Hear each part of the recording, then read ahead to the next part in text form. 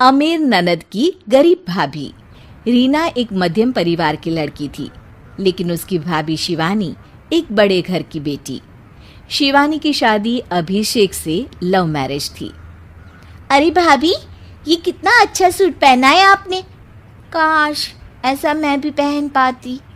अरे क्यों नहीं रीना, वैसे भी तुम्हारा और मेरा नाम तो एक ही है, जब मन करे पहन लेना। भाभी, आपको आपके पापा ने कितने अच्छे कपड़े गहने दिए हैं। मैं उनकी इकलौती बेटी जो हूँ। बेटी तो मैं भी इकलौती हूँ, लेकिन क्या करे, पापा है नहीं, पता नहीं कैसे होगी मेरी शादी। तभी वहाँ शिवानी की सास आ जाती है। अरे क्यों नहीं करेगा भाई तेरी शादी धूमधाम से, आखिर जिम्मेदारी है तो उसकी। और वो दिन भी आ जाता है जब रीना की शादी तय हो जाती है। अभिषेक, क्या हुआ? आप इतने परेशान तो कभी नहीं दिखे। कोई बात है तो बताइए मुझे। अरे शिवानी, वैसे तो शादी का सारा इंतज़ाम हो गया है, लेकिन गहनों का रेट तो आसमान छू रहा है। कैसे क्या करूं, कुछ समझ में ही नहीं आ रहा। थोड़ी देर में शिवानी अपने पूरे गहने अभिषेक के सामने रख देती है। ये लीजिए, गहनों का इंतजाम भी हो गया। अरे नहीं नहीं शिवानी, मैं ये गहने किसी हालत में भी नहीं ले सकता। ये तुम्हारे पिता ने तुम्हें दिया था, और तुम हो कि। तभी वहां सास आ जाती है। अरे तो क्या हुआ, इसकी तो हो गई ना शादी, अब किसे दिखाने हैं इसने गहने। सास गहनों का डिब्बा शिवानी के हाथ से लेकर वहां से चली जाती है। रीना की शादी धूमधाम से होती है और अब वो बड़े घर की बहू बन जाती है।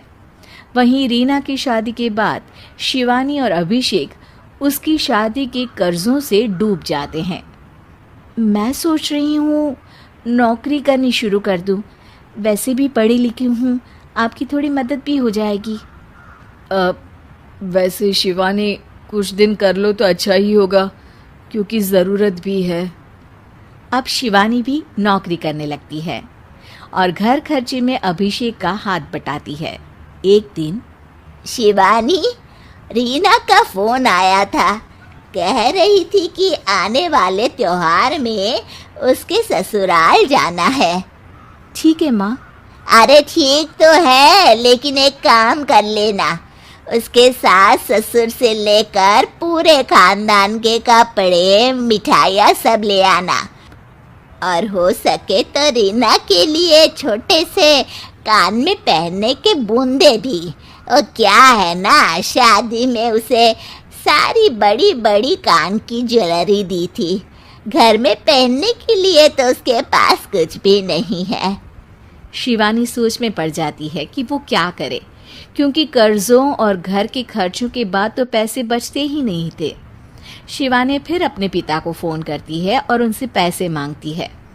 देखो शिवानी, मैंने तुम्हें शादी के वक्त ही मना किया था कि ऐसे घर में शादी करनी ही नहीं चाहिए।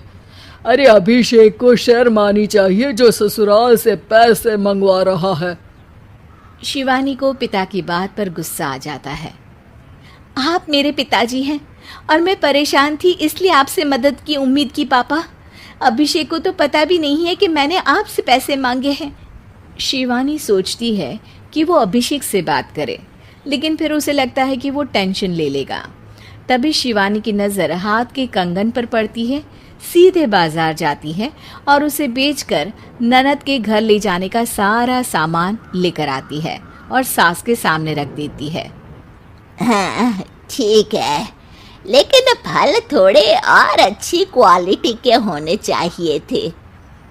शिवानी कुछ नहीं कहती, वहाँ से चली जाती है। एक दिन शिवानी, रीना का फोन आया था, बहुत रो रही थी। क्यों माँ, क्या हुआ? सब ठीक तो है ना उसके ससुराल में? अरे तूने तो उसकी नाक ही कटवा दी। अब मैंने क्या कर दिया माँ? कह रही थी कि बड़े घर की बहू है भाभी, जो कपड़े दिए वो ब्रांडेड भी नहीं थे, तू तो जानती है ना उन लोगों का पहनावा कितना अच्छा है। तू तो मेरी बेटी का भला कभी सोचती नहीं। हाय भगवान, अरे बड़े घर की बहू है, इसी बात की जलन है ना तुझे। लेकिन याद रख, मेरी बेटी का सोचने के लिए भगवान है। तुम लोग कभी उसका बुरा नहीं कर पाओगे। अब शिवानी के मन में सवाल था कि क्या ईश्वर सिर्फ रीना के साथ है, उसके साथ नहीं। लेकिन उसे सुकून था कि वो अभिषेक के साथ उसकी जिम्मेदारियों को निभाने में बराबरी की हकदार है। शिवानी वहाँ से चली जाती है। वो सास से कुछ नहीं कहती, क्योंकि अमीर घर की बहू बनकर रीना को भले ही सुकून ना हो, लेकिन गरीब घर की बहू बनकर शिवानी खुश है, क्योंकि खुशी पैसों से नहीं परिस्थितियों पर